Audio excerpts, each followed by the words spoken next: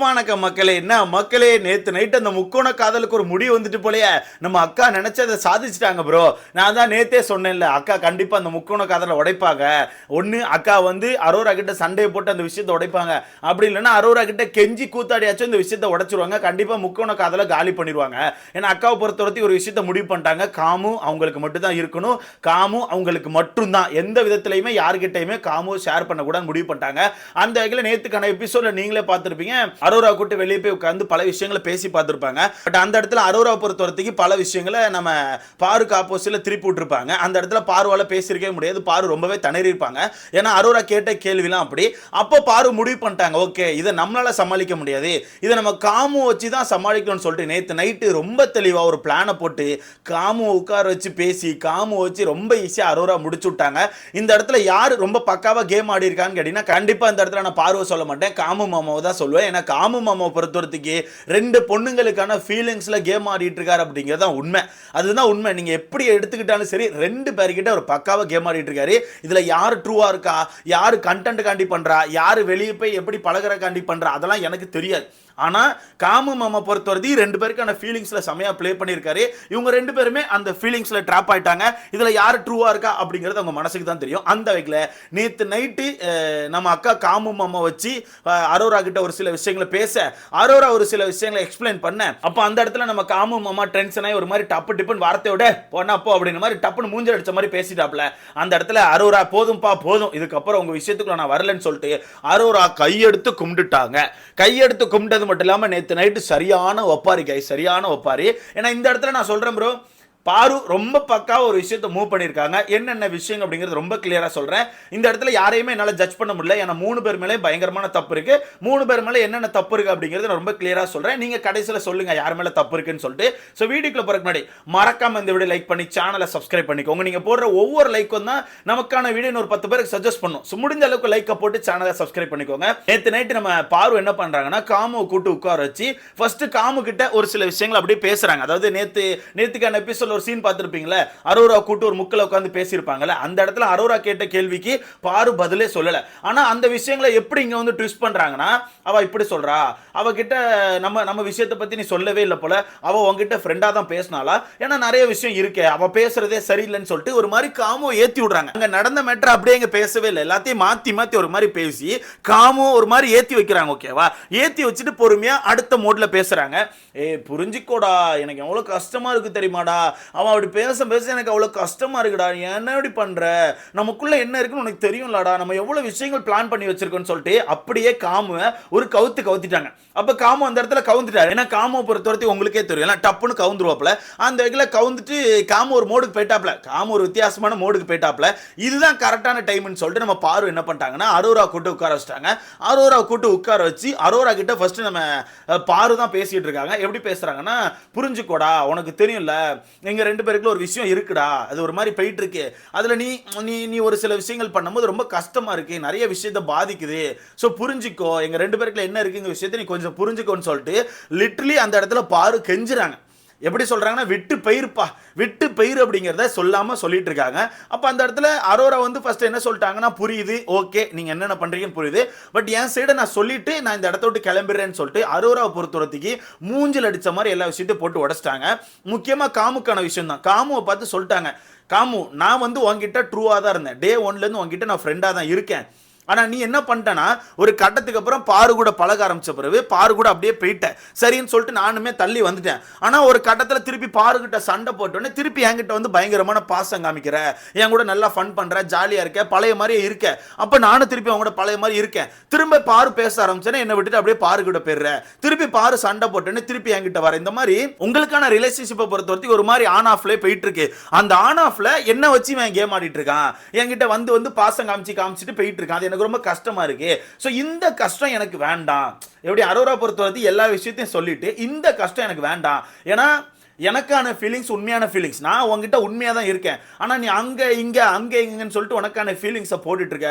இந்த விஷயம் எனக்கு வேண்டாம். போதும், உங்களுக்கான ஃபீலிங்ஸ் உங்களுக்கு நீங்க வச்சுக்கோங்க. உங்க இதுக்குள்ள நான் வரல இதுக்கப்புறம்னு சொல்லிட்டு அரோரா அவங்களுக்கான விஷயத்தை எடுத்து சொல்லிட்டாங்க. இந்த இடத்துல காமு வெக்கமே இல்லாம ஒரு சில விஷயத்த சொல்றாப்ல. என்னன்னா, காமு பொறுத்தவரைக்கும் ஓப்பனா சொல்றாப்ல, இங்க பாரு அரோரா, நான் உங்ககிட்ட என்னதான் பழகினாலும் உங்ககிட்ட நான் சொல்லியிருக்கேன், நீ என்னோட ஃப்ரெண்டு தான். ஆனா இவ அப்படி கிடையாது. இவ வந்து ஃப்ரெண்டுக்கும் மேல நான் உன்கிட்ட சொல்லியிருக்கேன். எங்க ரெண்டு பேருக்குள்ள ஒரு சில விஷயங்கள் இருக்கு. உண்மையாவே எங்களுக்குள்ள ஃபீலிங்ஸ் இருக்கு. அதை நான் உங்ககிட்ட ஓப்பனா சொல்லியிருக்கேன். இங்க நான் ஓப்பனா சொல்றேன், எனக்கு கண்ணை மூடினா பாரு தான் வருவா அப்படின்னு சொல்லிட்டு காமு மாமா சொல்றாப்ல. எனக்கு அதை கேட்டோடனே செம்ம சிரிப்பு. காமு மாமா இந்த டைலாக் விடுறாரு ப்ரோ. கண்ணை மூடினா பாரு தான் வருவாங்களா முன்னாடி. என்ன மாதிரி ஒரு டயலாக்டா அப்பா, பேசாம ஆட்டோ பின்னாடி எழுதலாம். கண்ணை மூடுனா பாரு தான் வருவா அப்படி சொல்லி ஆட்டோ பின்னாடி எழுதலாம். அந்த அளவுக்கு ஒரு டயலாக்கை விட்டு ஒரு மாதிரி பேசிட்டு இருந்தேன்னு அரோரா வந்து முடிவு பண்ணிட்டாங்க, ரைட்டு இது ரொம்ப டிஃப்ரெண்டா போயிட்டு இருக்கு, நீங்க ஒரு மாதிரி ஒரு டாக்ஸிக்கான கப்பல் மாதிரி பண்ணிட்டு இருக்கீங்க, இந்த விஷயத்துக்குள்ள நான் இல்லை, இதுக்கப்புறம் நான் உங்ககிட்ட பேசல, நான் வந்து உங்ககிட்ட ஒரு ஃப்ரெண்ட் ஜோன்ல தான் இருந்தேன், நல்லா தான் நமக்குள்ள இருந்துச்சு, பட் நீ வந்து என்ன சொல்றேனே தெரியல, கண்ணை மூடினா பாரு தான் தெரியவான்னு சொல்லி சொல்ற. அப்போ உனக்குள்ள ஃபுல் அண்ட் ஃபுல் பாரு தான் இருக்கா, நீ என்ன வச்சு யூஸ் பண்ணியிருக்க, அப்போ இதுக்கப்புறம் நான் உன்கிட்ட பேசலன்னு சொல்லிட்டு அரோரா வந்து அவங்களுக்கான பாயிண்ட சொல்லிட்டாங்க. இந்த இடத்துல தான் காமு டப்புன்னு வெடிஸ்டாப்ல என்ன பண்ணிட்டாருன்னா, ஏப்பா பேசினா பேசுறப்போ பேசாதப்போ அப்படின்னு சொல்லிட்டு ஒரு மாதிரி டப்பு டப்பு டப்புன்னு ஒரு மாதிரி வெட்டி பேசுறாப்ல. இதுதான் எனக்கு காமு கிட்ட பிடிக்கவே இல்லை. இது வந்து ஆக்சுவலா அரோரா கிட்ட பண்ணதுன்னு மட்டும் இல்ல, இதுக்கு முன்னாடி நம்ம வினோத் கிட்டே பல இடங்கள்ல பண்ணியிருக்காப்ல. உங்களுக்கே தெரியும், வினோத் கிட்ட பல இடங்கள்ல பண்ணியிருக்காப்ல. ஸோ அது எப்படி இருக்குன்னா, இவருக்கு வந்து ஒரு ஃப்ரெண்ட்ஷிப்பை வந்து வேல்யூ பண்ண தெரியல. ஃப்ரெண்ட்ஷிப்போ இல்லை என்ன அளவு பாண்டோ, ஏன்னா நீங்க வந்து இந்த இடத்துல வந்து டக்குன்னு கதறுவீங்க ப்ரோ, உங்களுக்கு தெரியாது ப்ரோ, அரோராவும் காமும் வேற மாதிரி இருந்தாங்க, அது உங்களுக்கு தெரியாதுன்னு சொல்லிட்டு கண்டிப்பா தற்கூரித்தனமா ஏதாவது பேசுவீங்க. பட் நான் அதனால தான் அரோராவை இங்க எடுக்காம நான் வினோத்துக்கான ஃப்ரெண்ட்ஷிப்பை தூக்கி இங்கே வச்சிருக்கேன். வினோத்துக்கான ஃப்ரெண்ட்ஷிப்பே ரொம்ப ட்ரூவான ஒரு ஃப்ரெண்ட்ஷிப், ஓகேவா. இந்த வீட்டுக்குள்ள எனக்கு தெரிஞ்சு காமுக்கு உண்மையாவே நல்ல விஷயங்களை நினைக்கிற ஒரே ஒரு மனுஷன் வினோத் மட்டும்தான். பாரு கூட எங்கேயும் நினைக்க மாட்டாங்க, பாரு கூட பல இடங்களில் காலை வாரி விட்டு தான் போவாங்க. அந்த வகையில் வினோத் அவ்வளவு விஷயத்த காமுக்கு பண்ணியுமே காமு பல இடங்களில் வினோத்தை பத்தியே பின்னாடி பின்னாடி போய் தப்பா பேசியிருக்காப்ல. அந்த வகையில் அவருக்கு ஒரு ஒரு ஒரு ரிலேஷன்ஷிப்பை வந்து மதிக்க தெரியல, ஒரு பாண்டுக்கான வேல்யூ அப்படிங்கிறது அவருக்கு சுத்தமா தெரியல. ஏன்னா அவர் நேற்று உடைக்கும் போதே எனக்கு தெரிஞ்சு போச்சு, ஒரு மாதிரி உடைச்சு பேச. அது யாருக்கிட்டே அப்படி பேசக்கூடாது ப்ரோ. அது யாரா இருந்தாலும் சரி, உங்களோட ஃப்ரெண்டோ இல்ல லவ்வரோ இல்ல வாட் எவர் என்ன ரிலேஷன்ஷிப்ல இருந்தாலுமே இந்த மாதிரி டப்புன்னு ஒரு மாதிரி மூஞ்சில் அடிச்ச மாதிரி பேசும்போது அது ரொம்பவே கஷ்டமா இருக்கும். அதுவும் இன்னொருத்தவங்களை பக்கத்துல வச்சுட்டு அவங்க கூட சேர்ற மாதிரி சேர்ந்துட்டு இங்க ஆப்போசிட்ல உள்ளவங்களை அடிக்கிறது வந்து ரொம்பவே கஷ்டமா இருக்கும். அப்ப அந்த இடத்துல ஒரு மாதிரி மூஞ்சில் அடிச்ச மாதிரியே பேசிட்டாரு. பேசணும்னா பேச, இல்லைன்னா போ, எனக்கான கேம் எனக்கு ஆட தெரியும், சரியா, சும்மா ஏதாவது பண்ணிட்டு இருக்காத, சும்மா உட்காந்து ஏதாவது பேசிட்டு இருக்காத, கிளம்பு கிளம்பு அப்படின்ற மாதிரி டப்பு டப்புன்னு பேசிட்டாப்ல. அப்ப அங்க அரோரா வந்து, நான் இப்ப என்ன பேசணும்னு பேசுற, நீ பாரு கூட தான் இருக்கணும்னு சொல்லி முடிவு பண்ணிருக்க, உனக்கு பாரு தான் பிடிச்சிருக்கு, கண்ணை மூடினா பாரு தான் வருவான்னு சொல்ற.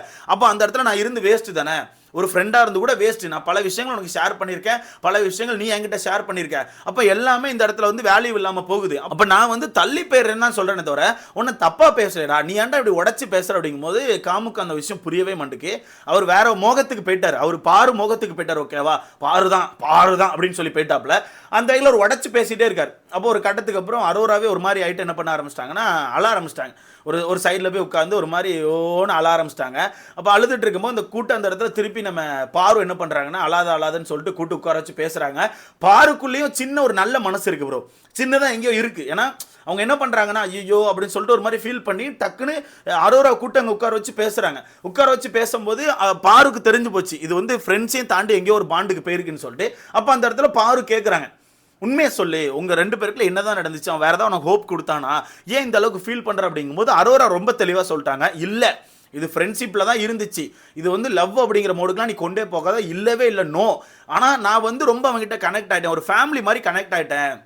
எனக்கு வந்து பெருசாக ஃபேமிலிலாம் கிடையாது, எனக்கு ஒரே ஒரு ஃப்ரெண்டு தான், எனக்கு பெருசாக ஃப்ரெண்ட்ஸ் அப்படிலாம் கிடையவே கிடையாது, ஓகேவா. அதனால் காமு கிட்ட நான் ஒரு ஃபேமிலி மாதிரி கனெக்ட் ஆகிட்டேன், அதனால எனக்கு ரொம்ப கஷ்டமா இருக்குன்னு சொல்லி அந்த பொண்ணு அழுதுட்டா. உடனே காமு மாமா கெட்டி பிடிக்க போனார். டப்புன்னு அரோரா அந்த இடத்துல நோ, வந்துடாதுன்னு சொல்லிட்டு கையை குறுக்க போட்டாங்க. குறுக்க போட்டோடனே மாமா டென்ஷனாக வெளியே போயிட்டாப்ல. வெளியே போயிட்டு ரிட்டன் வீட்டுக்கு வந்து திருப்பி போட்டு கத்திட்டாப்ல, போ பேசணும் பேசல, கிளம்பு, எனக்கான கேம் எனக்கு ஆட தெரியும், தேவையில்லாமல் பேசாதுன்னு சொல்லிட்டு ஒரு மாதிரி காமு வந்து ஒரு மாதிரி மூஞ்சில் அடித்த மாதிரியே பேசிட்டார். ஒரு மாதிரி மூஞ்சில் அடித்த மாதிரியே டப்பு டப்புன்னு ஒரு மாதிரி பேசிட்டாரு. அது அந்த பொண்ணுக்கு ரொம்பவே ஹர்ட் ஆயிடுச்சு. அந்த பொண்ணு கிளம்பி போயிட்டா, போப்பா என்னால் முடியலப்பா, இதுக்கப்புறம் நான் இல்லைப்பா, இந்த இடத்துல உன்னோட வாழ்க்கைக்குள்ளே நான் வரலப்பா, இதுக்கப்புறம் இந்த இதுக்குள்ள நான் இல்லை, ஐ ஆம் டன் அப்படி சொல்லிட்டு அந்த இடத்த விட்டு கிளம்பிட்டாங்க. அவங்க ரொம்ப உடஞ்சிட்டாங்க, சத்தியமாக சொல்கிறேன், ரொம்ப உடஞ்சிட்டாங்க.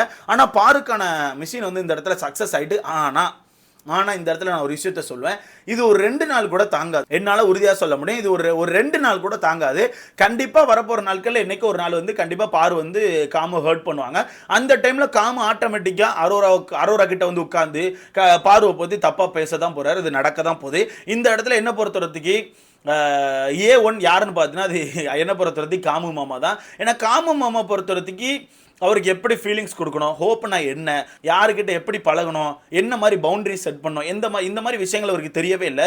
அவர் ரொம்ப கேஷுவலாக எல்லாருக்கிட்டையுமே எல்லா வகையான ஹோப்பையும் கொடுத்துட்டு ரொம்ப ஜாலியாக சுற்றிட்டு இருக்காரு. ஜாலியாக சுற்றிட்டு ஒரு கட்டத்தில் அவருக்கு யார் தேவைன்னு சொல்லி முடிவு பண்ணுறாரோ அப்படி முடிவு பண்ண உடனே சுற்றி இருக்க எல்லாருமே உடச்சு விட்டுறாரு. சுற்றி இருக்க எல்லாருமே உடச்சுட்டு இவங்க தான் முக்கியம்ப்பா, இவங்க தான் அப்படின்ற மாதிரி ஃபிக்ஸ் பண்ணிடுறாப்புல. ஸோ என்ன பொறுத்தவரைக்கு இப்போ இந்த இடத்துல அரோரா கலந்து வந்துட்டாங்க. ஓகேவா, அரோரா வெளியே போயிடுச்சு. அரோரா வெளியே உட்காந்து நிறைய ஃபீல் பண்ணிட்டு இருந்தாங்க. ஆதிரை கூட ஃபீல் பண்ணாங்க. அதை நம்ம அடுத்த வீடியோவில் பார்க்கலாம். ஸோ அவங்க கலந்து போயாச்சு. ஓகேவா, ஸோ அரோரா வந்து கலந்து போயிட்டாங்க. இங்கே இவங்களுக்கான கான்வர்சேஷனை பார்க்கும்போது எனக்கு லவ் மாதிரியே ஃபீல் ஆகலை. ஏன்னா அவ்வளோ பிரச்சனை போயிட்டு இருக்கும் போதும் உள்ள வந்து நம்ம காமு மாமா ஒரு பாயிண்ட் வந்து ரிஜிஸ்டர் பண்ணிட்டே இருக்காப்புல. எங்களுக்குள்ள லவ் அப்படிங்கிறது இந்த வீட்டுக்குள்ள இல்லை. நாங்கள் வெளியே போய் அது வருமானம் எங்களுக்கு தெரியாது. வெளியே போய் பேசுமான்னு கூட எங்களுக்கு தெரியாது. என்ன மாதிரி நாங்கள் தொடரோன்னு கூட எங்களுக்கு தெரியாது. ஆனால் எங்களுக்குள்ள ஒரு விஷயம் இருக்குது.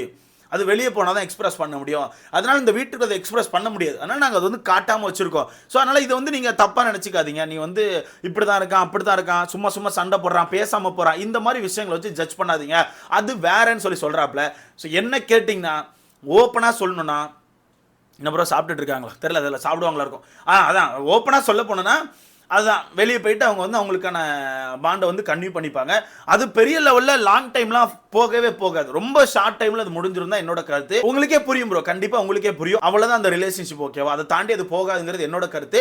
ஸோ வெயிட் பண்ணி பார்க்கலாம். நீங்கள் சொல்லுங்கள், இந்த இடத்துல யார் பக்காவாக கேம் ஆடி இருக்கா, யார் சைடு ரொம்ப தப்பு இருக்குன்னு சொல்லி உங்களுக்கான கருத்தை மறக்காம கமெண்ட்ல போடுங்க. அடுத்த வீடியோவில் பார்க்கலாம்.